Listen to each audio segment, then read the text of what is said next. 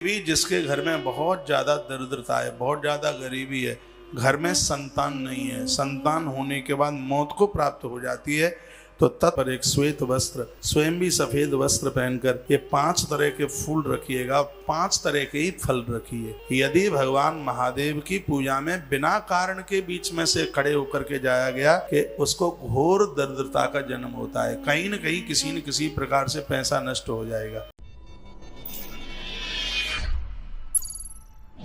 करने की है, कई वर्षों तक जो यज्ञ किया जाता है उससे जिस फल की प्राप्ति होती है उतना फल सिर्फ एक बार प्रदोष का व्रत करने से उतने फल की प्राप्ति हो जाती है। प्रदोष की अभी और महिमा सुनिए। लिखा है, अतो दारिद्र्यमापन्न पुत्रस्ते ध्वजभामिनी।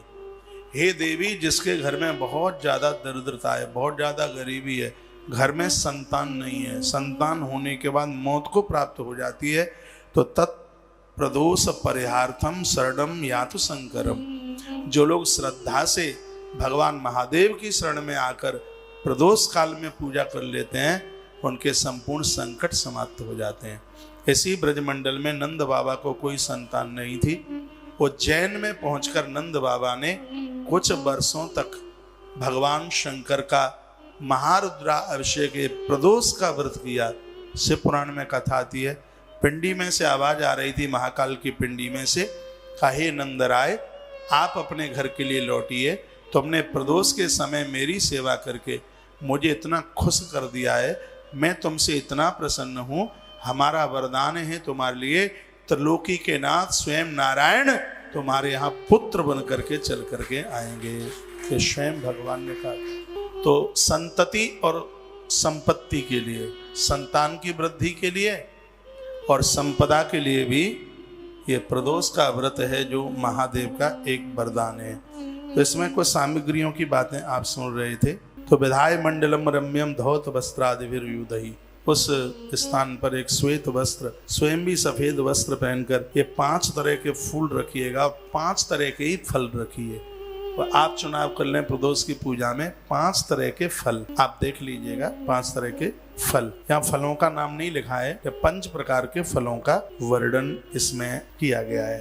5 पौआ इसमें नैवेद्य लिखा है। 5 पौए का हो गया 1.25 किलो, 1.25 किलो नैवेद्य भोग, भगवान को जो भोग लगाते हैं नैवेद्य 5 पौआ। इसमें सिंघाड़े की लपसी की बड़ी महिमा का वर्णन। सिंघाड़ा भगवान के इस भोग में सिंघाड़ा है, बेर है, इन सब चीजों की भगवान के इस भोग में जो गुलगुले होते हैं, जो पुआ जिसको कहते हैं, ये सभी देवताओं के भोग में चलता है, चाहे गणेश जी हो, चाहे मैया जी हो और चाहे ये भगवान हो। ये तो इतना पवित्र माना गया है। 56 रसोई एक तरफ और वो गुलगुले छोटे छोटे पुए होते हैं, गुड़, गुलगुले और बतासा, ये पूजा में भोग लगाने में अतिशय बहुत ज्यादा इसको आगे बताया गया। तो अगमोक्तोक्त मंत्रेण, अब देखो कितनी सुंदर बात कही है। आपसे अभिषेक के तो कोई मंत्र आते नहीं है, तो फिर क्या करें? अभिषेक के मंत्र ना आते हो तो आप रुद्राष्टक नमामि समीसान आता हो, उससे आप ये अभिषेक कर सकते। कुछ भी नहीं आपसे आता हो, ओम नमः शिवाय आता हो, वो भी आपसे ना होता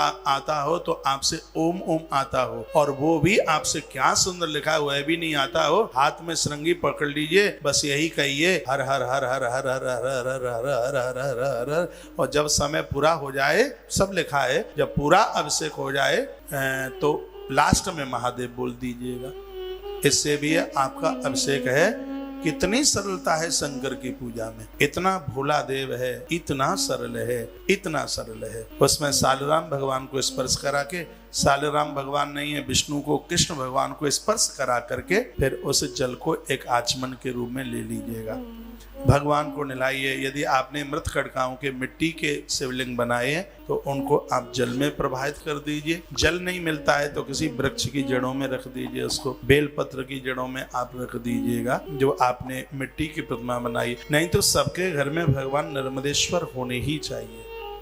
इसकी बहुत बड़ी फलश्रुति है, इसकी बहुत बड़ी महिमा है। और यदि आपको कोई दिक्कत नहीं है, आपको कोई परेशानी नहीं है, अभी थोड़ा बहुत मैंने किताबों को, ग्रंथों को पढ़ लिया है, बहुत ज्यादा ना बन पाए तो प्रदोष 3 वर्ष के लिए कर लीजिए और आनंद देख लीजिए। काया बदल जाएगी, जीवन बदल जाएगा, जिंदगी बदल जाएगी। 3 वर्ष का प्रदोष और 3 वर्ष ना कर पाए तो 1 साल कर लीजिए, और कभी भी ना कर पाए प्रदोष तो प्रदोष वाली तिथि में महादेव के सन्मुख दिया जलाना जरूर आप शुरू कर दीजिए। आज प्रदोष का समय है, संध्या के समय में आप दिया जलाएं। यह पूजा जब पूरी हो जाए, घर में बड़े लोग हैं उनके चरण छूकर उनका आशीर्वाद लीजिए। आरती वगैरह सब पूरा हो जाए, जो इसका प्रदोष में जो अभिषेक का जल है इसको और पानी में मिलाकर पूरे घर में इसके छींटे लगाइए। घर में वास्तु दोष नहीं रहेगा, बिल्कुल वास्तु दोष नहीं रहेगा।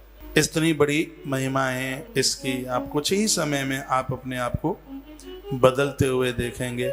महात्मा सांडिल्य के सामने पूछा गया था, प्रदोष के व्रत से किस किस व्यक्ति ने क्या क्या पाया। ये तमाम तरह की बड़ी सुंदर सुंदर कथाओं का वर्णन किया है। विस्तार इसका मैं और कल कर दूंगा। अभी मैं यह निवेदन करना चाहूंगा कि भगवान शंकर की पूजा एक ऐसी पूजा है जिसके बीच में से खड़े होकर के नहीं जाया जाता। लिखा है, अनिश्चिता शिवा मर्त्या प्राप्नो विंदित दरिद्रताम। यदि भगवान महादेव की पूजा में बिना कारण के बीच में से खड़े होकर के जाया गया तो इसमें लिखा है कि उसको घोर दरिद्रता का जन्म होता है। कहीं न कहीं किसी न किसी प्रकार से पैसा नष्ट हो जाएगा, धन नष्ट हो जाएगा, कोई दिक्कत आ जाएगी, परेशानी आ जाएगी। तो बिना कारण के भगवान महादेव के अभिषेक से, भगवान महादेव की पूजा से, और बीच में से, अब कोई कारण हो तो बात अलग है, बिना कारण के बीच में से प्रदोष पूजा में से खड़े होकर चले जाते हैं तो लिखा है वहां पर प्राप्त वंदित घोर दरिद्रता, वहां घोर दरिद्रता का आकर के जन्म होता है।